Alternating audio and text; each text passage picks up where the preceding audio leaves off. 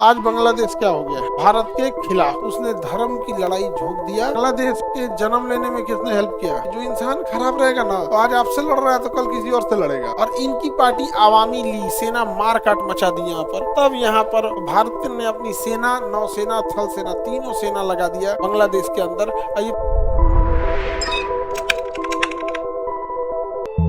1971 की लड़ाई के बाद किसका जन्म होता है? बांग्लादेश का जन्म। 1971 की लड़ाई देखते हैं। ये पाकिस्तान है। पहले इसका नाम पश्चिमी पाकिस्तान था, वेस्टर्न पाकिस्तान, और ये बांग्लादेश है। इसका नाम पूर्वी पाकिस्तान। एक तो जिन्ना ने जो ये नक्शा लिया था, बिना मतलब का नक्शा लिया था जिन्ना ने, देखिए ना, आधा देश इधर लिया था, आधा देश उधर लिया, दो जगह था। और उस समय जब सीआर फार्मूला, चक्रवर्ती राजगोपालाचारी फार्मूला अपनाया गया था, तो स्वयं भारत के उस समय के लोग जो पाकिस्तान का विभाजन करने के लिए एक्सेप्ट हुए थे, उनका कहना था कि पाकिस्तान सरवाइव नहीं कर पाएगा दो जगहों पे और कोलैप्स कर जाएगा। जिन्ना को भी ये बात पता था, वहां के सैनिक तानाशाहों को भी ये बात पता था कि एक नेशन पाकिस्तान कभी सक्सेस नहीं हो पाएगा, कोलैप्स कर जाएगा।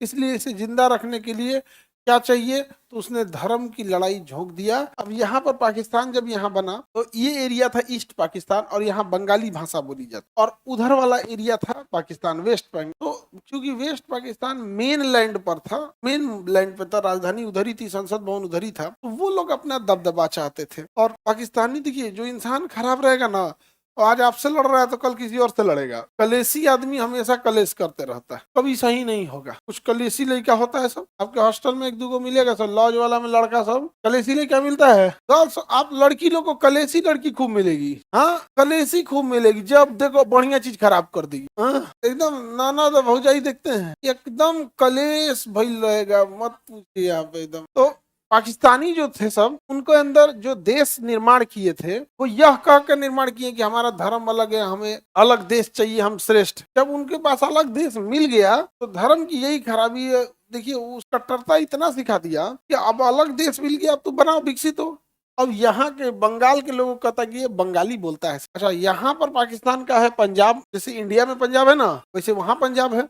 तो जोग्राफिकली दोनों के पास पंजाब है, दोनों की। अच्छा, पंजाब के लोगों की कट काटी देखिएगा, बनावट कितनी लंबी होती है, और पूरे शरीर हिष्ट पुष्ट होता है। अच्छा, इंडिया में जो पंजाब है, वहां ज्यादातर लोग सिख लोग रहते हैं, तो पगड़ी वगैरह बांधे रहते हैं। पाकिस्तान में जो पंजाब वाला है, वहां पे सिख जो है वो पगड़ी बांधते हैं, जो सिख नहीं है वो पगड़ी नहीं बांधते हैं, और वो अपने लोकल पहनावे ओढ़ावे में रहते हैं, हट्टे कट्टे रहते हैं। तो ये बंगाल वालों के ऊपर वो भारी पड़ते थे। तो ये इन बंगालियों को चिढ़ाने लगे, मतलब कह कर कि बंगाली है तो काला कलूठा कहने लगे। तो ये भैया इतना अत्याचार होने लगा, लोग यहाँ के कहेंगे भाई यार बहुत अत्याचार कर रहा है। कैसे अपने यहाँ बिहार को लेके बोलता है, तो बिहारी बिहारी बोलता है कि नहीं बोलता है। रीजन क्या है कि ज्यादातर यहाँ से क्या जाएंगे, मजदूर बन के जाएंगे। जिनके साथ गलत व्यवहार होता है, बिहारी बोल के बोलता है, वो क्या होते हैं, वो ज्यादातर मजदूर होते हैं। एक्चुअल में मजदूर गरीब होता है, किसी भी राज्य के गरीब का इज्जत नहीं है। ऐसा नहीं है कि कोई झारखंड का है और गरीब है उसकी इज्जत है। भारत में गरीब का कहीं वैल्यू नहीं, कहीं भी गरीब मजदूर का कोई वैल्यू है, किसी स्टेट का हो। अब चूंकि बिहार में मुख्य एक्सपोर्ट ही है मजदूरी, हम लोग निर्यात करते हैं मजदूरों को, अंतर्राष्ट्रीय मजदूर सप्लायर। हम लोग यहाँ से मजदूर जाता है सब पूरी कहाँ पर दुनिया में जाता है। अब मजदूरों का कोई इज्जत है नहीं, तो हम बिहार वालों की पहचान हो गई कि मजदूरी करेगा। तो ये लोग बांग्लादेशियों को बहुत सताने लगे। वॉइस बढ़ा दीजिए। क्यों जी, वॉइस कम है? वॉइस ठीक जा रहा है, आवाज ठीक जा रहा है। अब देखिए, जब इलेक्शन हुआ, तो इलेक्शन में तो कोई कहीं से चुनाव लड़ सकता है, जिसका मर्जी। दोनों जगह चुनाव लड़ना पड़ेगा। जैसे भारत में किसी को प्रधानमंत्री बना है, पूरे इंडिया में चुनाव लड़ना है कि नहीं? तो चुनाव लड़े शेख मुजीबुर रहमान, चुनाव को लड़े, और शेख मुजीबुर रहमान बांग्लादेश के थे, और इनकी पार्टी आवामी लीग की पार्टी चुनाव जीत गई। मतलब यहाँ के लोगों ने भी शेख मुजीबुर रहमान को अच्छा बोला, और उन लोगों ने भी पसंद किया कि नहीं, मेरा प्रधानमंत्री ऐसा ही रहना चाहिए। बड़ी खुश हुए ये, गए शपथ लेने के लिए, इनको जेल में डाल दिया, प्रधानमंत्री को जेल में डाल दिया। आगे करिए था, कहीं कहते प्रधानमंत्री बनेगा, जेल में डाल दिया। अब सोचो यहाँ के लोगों का क्या हाल होगा। अब ऐसा हो कि जैसे मान के चलो भारत में कोई बिहारी प्रधानमंत्री बन जाए और दिल्ली जाए शपथ लेने, तो उसको मार उड़ के जेल में डाल दे सके बिहारी। हम बिहार वाले क्या करेंगे, फिर पैदल दिल्ली चलेंगे लोग, नहीं समझे। अब तो यहाँ भीषण बवाल हुआ, उनको जेल में डाल दिया गया। क्या किया गया? शेख मुजीबुर रहमान को क्या किया गया? जेल में डाल। और यहाँ सेना उतर के अत्याचार करने लगी। जब ये लोग विद्रोह किए तो अत्याचार करने लगी, सेना मार काट मचा दी यहाँ पर। तब तब यहाँ पर भारत से ये लोगों ने मदद मांगा है। तो भारत यहाँ पे जो विद्रोह कर रहे लोग थे उनका नाम था मुक्ति वाहिनी, उन लोग को हथियार और ट्रेनिंग प्रोवाइड करना चालू कर दिया, हथियार और ट्रेनिंग प्रोवाइड करना चालू कर दिया। और जैसे ही उचित समय आया, दिसंबर, ठंड का महीना, तो यहाँ बाढ़ खत्म हो जाता है। और बांग्लादेश और पश्चिम बंगाल, यूपी, बिहार से तो बाढ़ का टाइम, जैसे बाढ़ खत्म हुआ तो भारत ने अपनी सेना, नौसेना, थल सेना, तीनों सेना लगा दिया बांग्लादेश के अंदर, और ये पूरा नेवल ब्लॉकेज लगा दिया गया और चारों ओर से बांध दिया गया। जितने बड़े बड़े मिलिट्री स्टेब्लिशमेंट थे, एयरपोर्ट था, बड़े टैंक थे, बड़े तोप थे, आर्टिलरी थी, उन सबको उड़ा दिया। एयरफोर्स, आर्मी इंडिया की, नेवी वगैरह मिलके बंदरगाह उड़ा दिया। और बाकी जो बांग्लादेश की अपनी सेना थी, मुक्ति वाहिनी, उन्हें हथियार किसने दे दिया? भारत। ट्रेनिंग किसने दिया? भारत। मुक्ति वाहिनी ने पूरी तरह से इतना मार मारा सब पाकिस्तान लोग की कहीं अब कहाँ भागेंगे।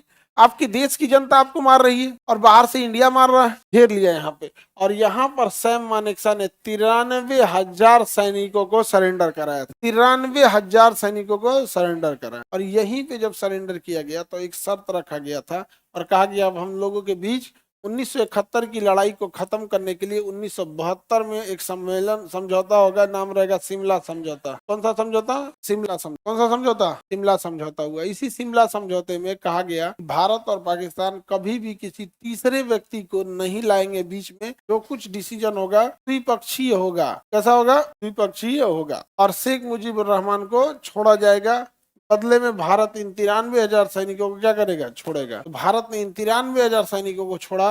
वहां से शेख मुजीबुर रहमान आए और वही बांग्लादेश के पहले प्रधानमंत्री बने थे, जिनकी बेटी है शेख हसीना। कौन है? तो बताइए, बांग्लादेश के जन्म लेने में किसने हेल्प किया? आगे बढ़े। 1971 में भारत पाकिस्तान के बीच बांग्लादेश को लेकर पुनः युद्ध हुआ। बांग्लादेश पहले पूर्वी पाकिस्तान था, किंतु भारत के सहयोग से शेख मुजीबुर रहमान ने मुक्ति वाहिनी द्वारा क्या बना दिया? बांग्लादेश। इस युद्ध में पाकिस्तान के कितने सैनिक? 93,000 सैनिकों ने क्या किया? सरेंडर। ये किस सम्मेलन, समझौता द्वारा समाप्त हुआ? शिमला समझौता द्वारा समाप्त हुआ।